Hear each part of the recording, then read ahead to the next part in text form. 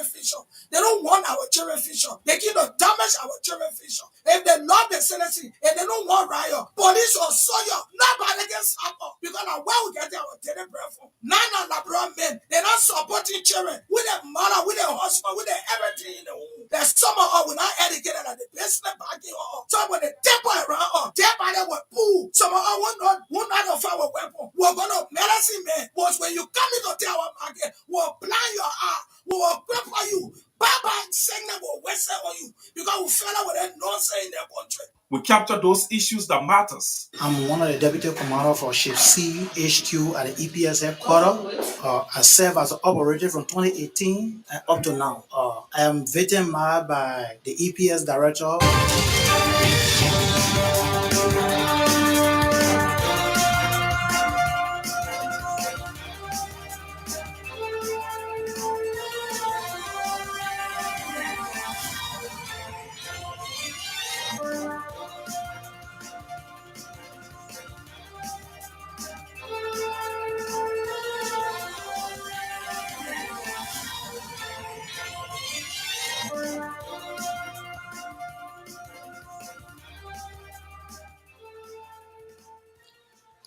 From Blaze Communications Network Incorporated, good morning and pleasant welcome to Blaze News Point.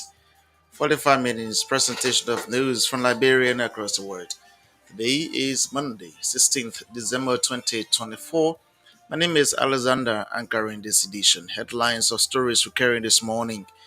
United Nations High Commission for Refugees closes its office in Liberia and settles in Ivory Coast following the decline of numbers of refugees in Liberia. Liberian academia community in the diaspora campaigns aims at appealing to President Joseph Boakai to appoint Dr. John Wulu as president of the University of Liberia. 15 inmates on death row in various prisons awaiting to be executed whenever the executive order is given to pay for the crimes committed in Liberia.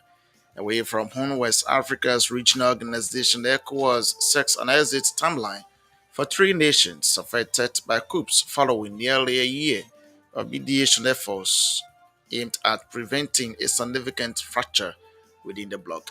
The details of this, including the news bulletin, the voices behind the news spokes, are all packaged in this presentation. First, the news bulletin with Stephen Talon.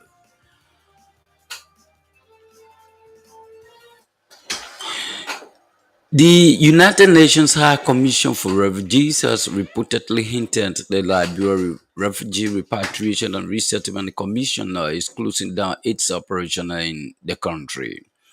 Traverse Acting Executive Director Jackson Page said the UNHCR is relocating its offices to Abidjan, the Africa Coast, because the country no longer has a high number of refugees.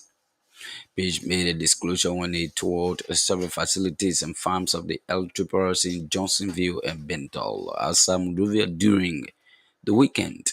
Some of the facilities he toured include a temporary home for refugees located in Johnsonville, the LRRC farm, and a local camp outside Bentall in Mosorado County.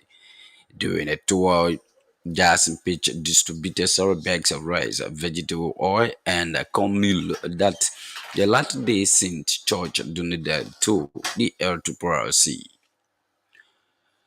The Liberian academia community in the diaspora has stepped up its campaign aimed at appealing to President Joseph Boakai to appoint Dr. John Wulu as president of the University of Liberia. The former vice president at the University of Liberia and former Liberian ambassador to Nigeria, Dr. James Atape, said the Liberian leader's name will go down in history as president of education per excellence if he appoints Dr. John Wulu to head the UL at this time. Speaking in an interview with this station shortly after a gathered ring of Liberian academia community, Dr. Tabe disclosed that Dr. John Wulu has the necessary qualification regionally and internationally to mobilize international support for the University of Liberia. According to Dr. Tukba, the University of Liberia needs the best brains to ease most of its problems rather than relying on the government for all its support.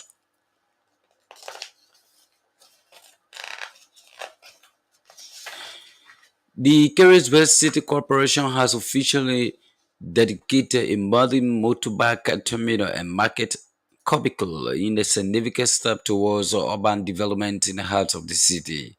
Speaking during the handing over ceremony during the weekend, Mayor Edwin Uwe highlighted the deplorable state of the city when he took office, recalling the prevalence of makeshift structures in the areas. He emphasized the collaborative effort behind the initiative, revealing that the total project cost was 13,838 United States dollars, and out of these, the USD 1,425 came from contributions by community members and well wishers in catch materials. Performing the dedication of the two structures, the representative of District Number 1 in Montserrat County, Rudy Barry, representative of District 1, praised Mayor Yui's leadership and commitment to the city's welfare, calling him a people conscious leader. Representative Barry pledged continued support for Caribsburg development, expressing optimism about the city's future. The motorbike terminal and market cubicle are part of Mayor Yui's broader vision for a modernized, urbanized, and a beautiful city of Caribsburg. The former president of the Liberia Council of Churches has appealed to the leaders of the three branches of government to take action to heal the crisis in the House of Representatives. Bishop Carter Brown, who is also the overseer of the Apostolic Pentecostal Church International, said the leaders of the legislature, the executive, and judiciary should not allow the current stalemate in the House of Representatives to enter the new year. Bishop Brown appealed when they addressed a major press conference held during the regular worship service held at the Water in the Desert Apostolic Pentecostal Church in Brewerville during the weekend. According to Bishop Brown, Liberian politicians can overcome the leadership crisis at the House of Representatives once they put aside their selfish ambitions. The National Foot Soldiers of the Coalition for Democratic Change have thrown their weight behind the upcoming citizens' non-stop capital lockdown protest, describing it as a decisive stand against what they term as the oppressive rule of the Unity Party-led government. In a statement issued over the weekend, the group urged its members to join the protest, which is being organized by the Concerned Citizen for the Protection of Our Constitution, Democracy, and the Rule of Law. The demonstration is scheduled to take place on Tuesday, December, that is tomorrow, 2024, at the Capitol Building in Monrovia. The CDC Food Studios accused the Unity Party government of reneging on its promises, perpetuating political witch hunts, failing to address unresolved mysterious debts, violating constitutional provisions, and overseeing worsening economic hardships. The group also criticized the Bwaka-led administration for its failure to address unresolved debts, citing high-profile cases such as the death of Shalom Musu, and accused the government of blatant disregard for Supreme Court rulings and tenure protection laws. The endorsement for the CDC food soldiers comes amidst the escalating tensions in the House of Representatives. Attorney General and Justice Minister Oswato recently declared that the self-proclaimed majority bloc had a constitutional authority to conduct legislative business, a position that has been strongly contested by the Kofa-led bloc at the Supreme Court. The CDC food soldiers are further accused the administration of abusing tenure positions and undermining the authority of the judiciary. Tenure positions are being manipulated and Supreme Court rulings are being disrespected, the group alleged, referencing claims that Speaker Kofa is being coerced to resign under threats of losing his privileges. On the economic front, the group blasted the government's policies, particularly his alleged collusion with the GSM companies to deprive citizens of data promotions. The protest, to which organizers have promised to remain a non-stop presence at the Capitol building, comes at a critical time for the Baka-led administration. The long-awaited asphalt pavement along the Freeport to Simple Bridge corridor has officially begun, making a major milestone in this critical infrastructure project. The phase of the work comes after the successful completion of a robust one-full base course designed to withstand the pressure of heavy-duty traffic and ensure the route's durability. On Sunday, the Binacles, a crucial middle player of the asphalt pavement, was laid, with the wearing course, the final smooth driving surface expected to follow in the coming weeks. A visit to the construction site revealed that the project is being executed by the Modeling Development Management Corporation (MDMC), a Liberian-owned company. MDMC is responsible for the section of the project spanning from Freeport to Seaport Bridge. Speaking about the development, John Ubuti, Chief Executive Officer of MDMC, expressed pride in his company's role in the project. The Ministry of Public Works has assigned Taylor Fally, a project engineer, to oversee this segment of the work. Fally commended MDMC for its progress, praising the country's efficiency and commitment to delivering quality results. The collaborating nature of the overall project is evident as the roadwork from the Vartan Bridge to the Freeport area is being managed by a Japanese construction team. This coordinated approach underscores the importance of the project and its impact on Monrovia's transportation network. Residents and commuters have welcomed the progress, expressing optimism about the improved road conditions and the positive impact on the daily travel.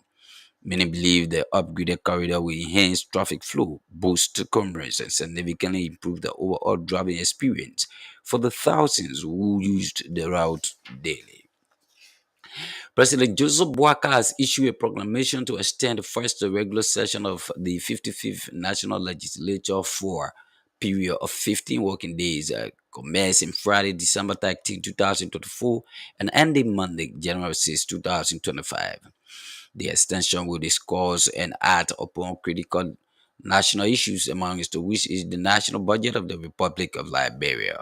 The proclamation states that during the first regular session, these critical national issues, including the budget, were not fully resolved and cannot await the return of the legislature in 2000, January 2025, thereby prompting the legislature to again lead before the president another certificate signed by at least one-fourth of the total membership of each house to extend the first session in order to resolve those issues, including the national budget.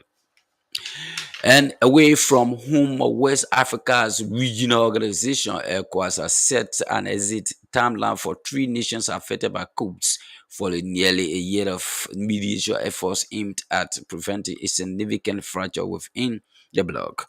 Umar Touré, the president of the ECOWAS Commission, announced that the transitional period will run from January 29, 2025 to July 29, 2025, while keeping the door open for the three countries during this time.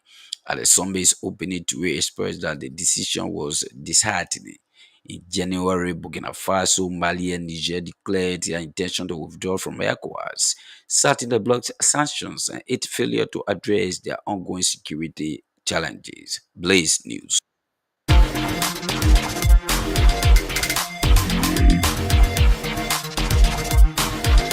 This bulletin, including the foreign developments. For just joining us, you're listening to this news 45 minutes presentation of news, Liberian and Australia. Of the top developments we carry this morning, United Nations High Commission for Refugees, as is Liberia,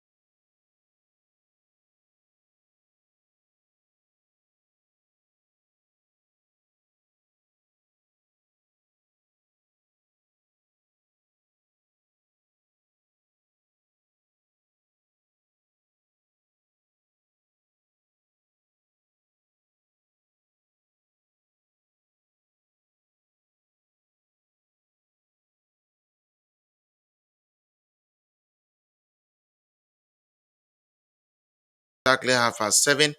We now rejoin Stephen Talo with the latest in the water sports. The third division outfit, Mamba FC, appoints a former Liberia on a 20-player Mr. Walter M. Pellegrino as Vice President of Operation. The unveiling ceremony took place on Saturday, December 14, 2024 in Monrovia. Team manager Cherateki Zami and administrator Ibrahim Joe represented the club. Oliver Numa of Ria Munya wins Let's Promote Women Football Best Young Player of the Month award following her outstanding and brilliant performance in the month of November. Senior female professional midfielder Bendu Yanti returned to club duty and helps senior female professional grabbed a convincing 4-0 victory over Stages Queen. That was during the weekend at the SKD party speech. Bendu came up as a substitute. She was introduced in the 50 minutes as she displays high level of fantastic performance to give Terry D. Cool Girls all the 3 points. Yanti was as part of a coach Salim Zeri's squad that won the Just NM Manoriba Junior tournament held in Sierra Leone. On the African scene, and the Confederation of African Football CAF will crown the men's and women's African Player of the Year for 2024 on Monday. That is today, December 16. The shortlist for the men's prize caused controversy when it was unveiled in October with Liverpool superstar Mohamed Salah and Bayer Leverkusen forward Victor Boniface each missing out on a nomination. Despite excelling for the clubs, Salah and Boniface failed to make an impression at the Africa Cup of Nations at the start of the year. Boniface missed out on Nigeria's run to the final through injury, while Salah suffered a hamstring setback before Egypt bowed out in the round of 16. Britain Hove Albion's Simon Adingra of Africa is nominated after setting up both goals in the Africa State final victory, while Nigerian winger and Ballon d'Or nominee Ademola Lookman is also in the running. It remains to be set how much Lookman's Europa League final hat-trick for Atalanta will influence proceeding given the circumstances of Salah and Boniface absence. Quickly, Premier League reaction after a dramatic weekend now. Manchester United win derby in a dramatic fashion to add to Man City's problems. Southampton sack Martin after 5-0 defeat to Tottenham. Chelsea win again to close gap in on Liverpool, whose manager latest after O'Neil sacking set to beat Rangers on penalties to win Epic League Cup final. Get involved as we do all of the sports on Blaze. That's the sports. Stephen Talu with the latest in the world of sports. So continue with more developments